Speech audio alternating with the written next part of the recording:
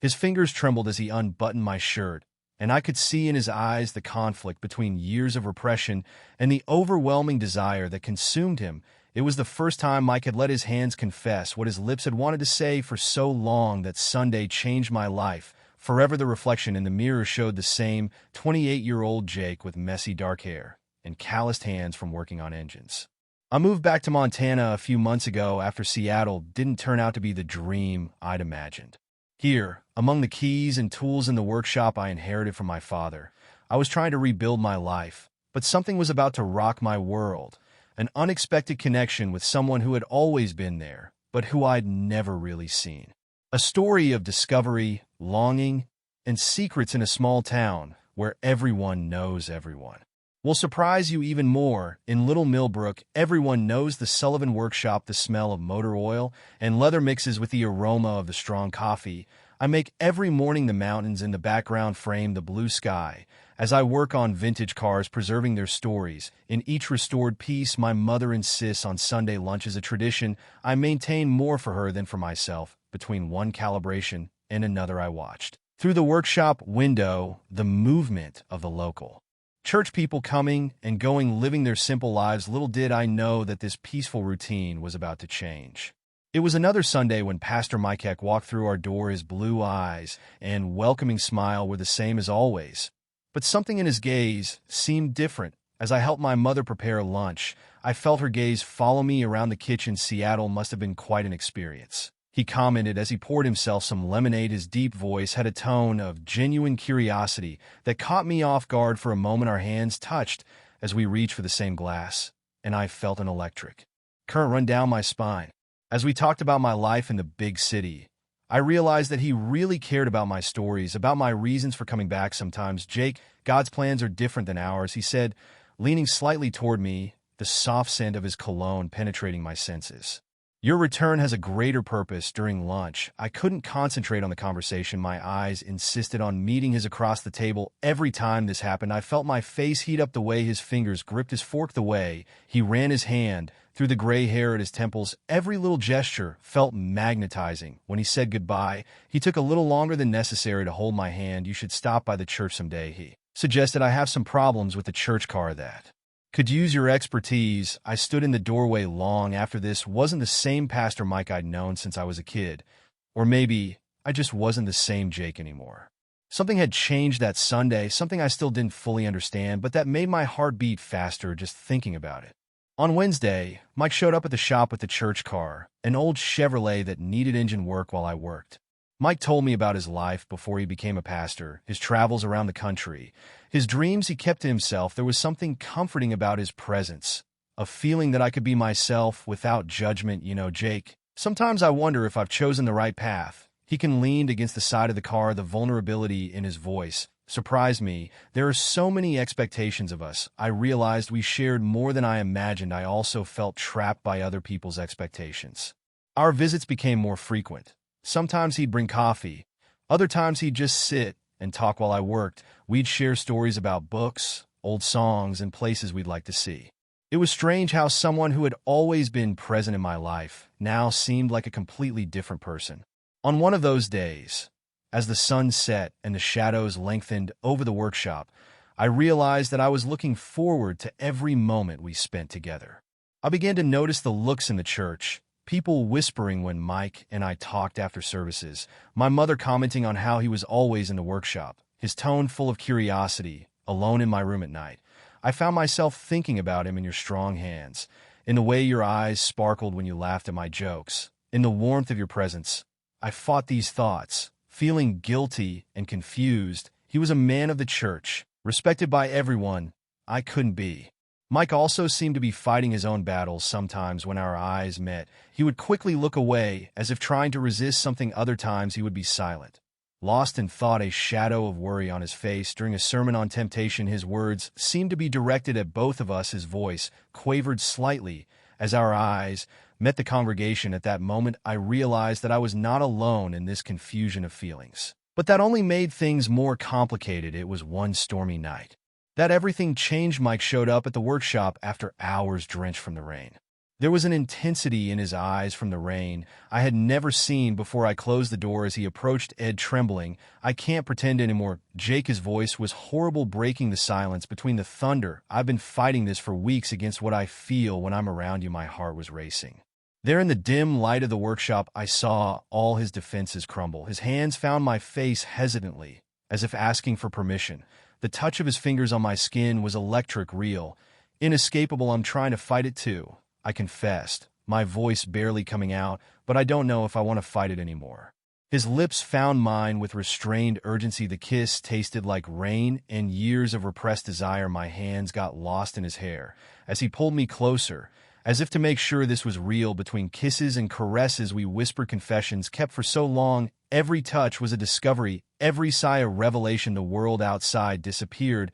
It was just the two of us, lost in each other, finally allowing ourselves to feel. "This is crazy," he murmured against my neck. His hands explored my back through my shirt, but I have never felt so alive. The smell of motor oil mixed with his cologne created a unique sensation. His fingers traced patterns on my skin, as if to memorize every detail. As we pulled away, panting, I saw the same mix of desire and fear in his eyes that I felt what we had just started could destroy everything. His position in the church, my place in the community, the piece of our lives. "We can't go back, we can't go back," I said, holding his face in my hands. "I don't want to," he replied, touching his forehead to mine. "I spent my whole life following rules, Jake, trying to be who everyone expected me to be. But with you, I can just be me." The storm continued outside, but inside the shop there was a different calm, a feeling that despite all the complications that were to come, this moment was perfect in its imperfection. We held each other for a long time, feeling our heartbeats return to normal. The ranger drops that were still dripping from his clothes wetted mine, but I didn't care. Every second of this moment was too precious to be wasted on worldly concerns. "What do we do now?" he asked, his voice low and vulnerable. "I don't know," I answered honestly, tracing the line of his jaw with my fingers.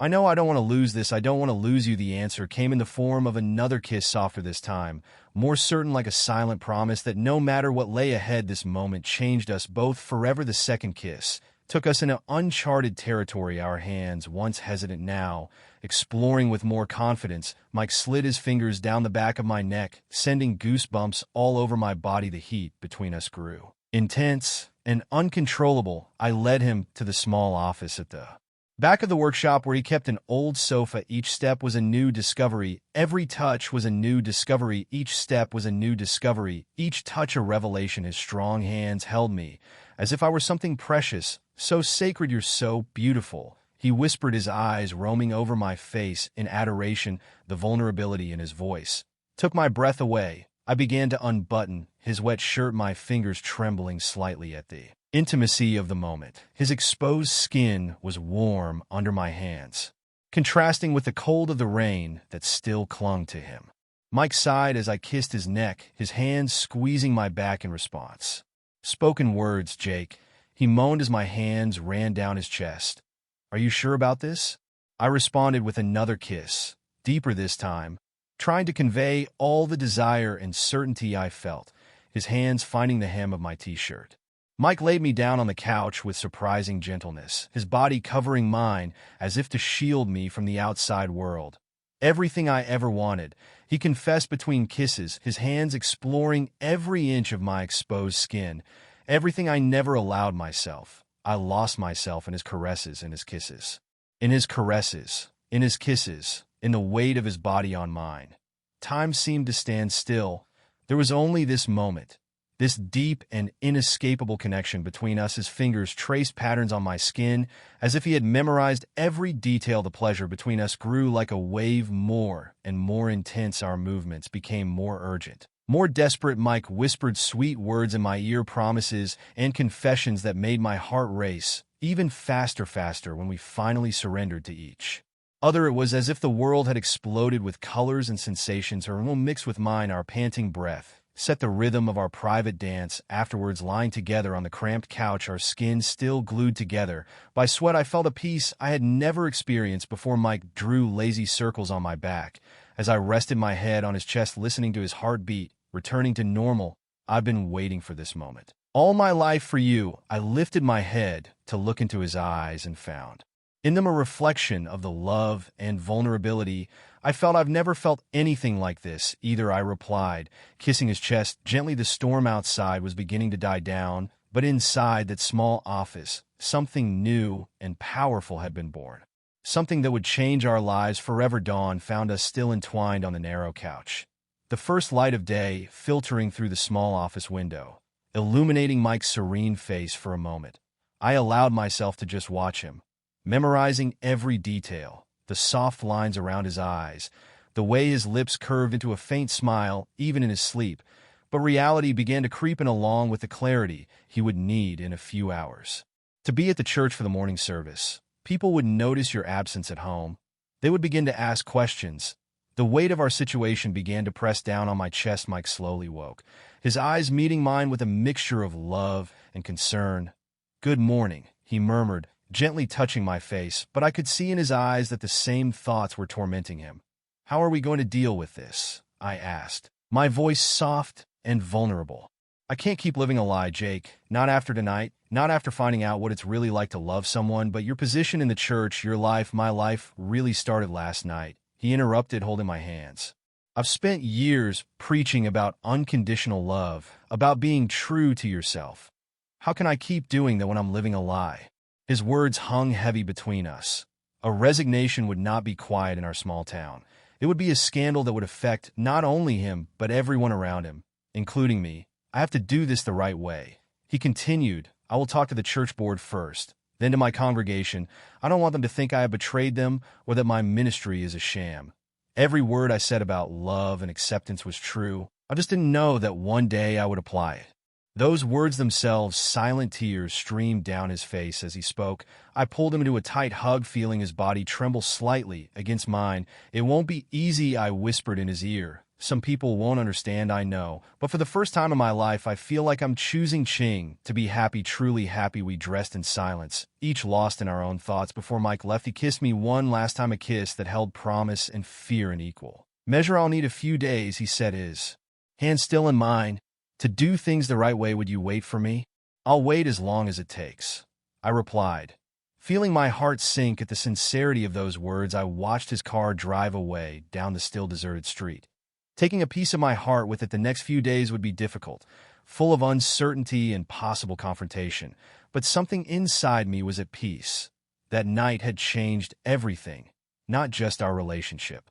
That night had changed everything, not just our relationship, but who we were at our core. There was no turning back, nor did we want to. The love we discovered was greater than fear, stronger than social conventions. It was time to be true, no matter the cost. A week passed in a blur of fear and waiting. Mike kept his word, speaking first to the church board, then to his congregation. The news spread like wildfire through town. Some reacted with anger, others with surprise, and surprised the church was packed.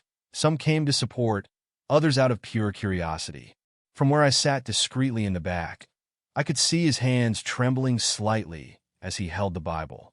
I preached about unconditional love, his voice echoing through the sanctuary about how God loves us just as we are. I understood that love in a deeper, more personal way. I found a truth I could no longer deny, a love that made me question everything I thought I knew about myself. I saw some people leave during the sermon. Others cried silently. My mother sat a few rows in, her head bowed in prayer after the service. Mike met me in the workshop. He was dressed casually for the first time since I met him. Jeans and a simple shirt that made him look younger. "I've been thinking a lot this week, Jake, about us, about the future." My heart was racing, afraid of what would come next. "And have you come to any conclusions?" "Yes," he smiled, that smile that made my world spin. "I can't stay here. Not now, this town. There's too much weight, too many memories, too many broken expectations. I need a fresh start." I felt my heart sink. "I understand. I can't stay here. Not now, this town. There's too much weight, too many memories, too many broken expectations. I need a fresh start." "I don't want this new beginning alone. Come with me, Jake." The proposal hovered between us like a promise of freedom. "Where to go?" I asked, barely daring to breathe. "Seattle. I have a friend there, also a former pastor. He works with an inclusive community, helping people like us find their place in the world. We could start over there, be who we really are." The idea was scary and freeing at the same time. To leave everything behind, the workshop, the city I've always known, My family, I know it's a lot to ask, might continue to take my hands in his, and I'll understand if I can't, but I've spent my whole life living for others. Now I want to live for myself. For us, I looked at our intertwined hands and thought about all the mornings I woke up feeling like something was missing. All the days lived half-heartedly. The smile that lit up his face was worth any sacrifice. We kissed right there in the workshop where our story began, without caring who could see. 2 weeks later, with just a few suitcases in the trunk of his car, we left our hometown in the passenger seat. I watched in the rearview mirror. As the family homes fell behind us, Mike drove with a serene smile on his face. His hand occasionally found mine on the center console in front of us. The road stretched endlessly, full of possibilities, and for the first time in my life, I was truly happy with the unknown. Subscribe to this channel and leave your like to have access to more stories like this. 5 years have passed since that stormy night in the workshop. Seattle welcomed us with its constant rain and welcoming diversity. Mike found his way as a counselor in the LGBT+ community, helping others navigate their own journeys of self-discovery. I opened my own auto repair shop, smaller than the old one, but truly mine. Sometimes we received news from our hometown. People gradually accepted our departure. Some even expressed regret for their initial reactions. My mother finally visited us after 2 years of silence. Seeing her hug Mike and call him her son was a moment I will never forget. Our story is not unique across the country. People still struggle with social and religious expectations. Hiding who they really are for fear of rejection. Some find the courage to be authentic. Others continue to live in the shadows. Mike often says that our story is a testament not to sin or shame, as some might think, but to courage and true love. Each person we help in our community is a small victory against prejudice and fear for those who read this. And for those who still struggle to understand, love knows no boundaries of gender or religion. It just is. When we allow love to guide our actions, we discover that there is room in our hearts to accept all forms of love today. When I look at Mike making coffee in our little kitchen, or when I see him comforting someone in crisis at the community center, I know that we have made the right choice. Our story is not just about romantic love. It is about the courage to be authentic, to choose truth, even when the path is difficult. Love is always worth the fight. It is always worth the risk. And if you are somewhere in between being who you are and who others expect you to be, know your truth is sacred, your love is sacred, and there is a whole world waiting to embrace you for who you are.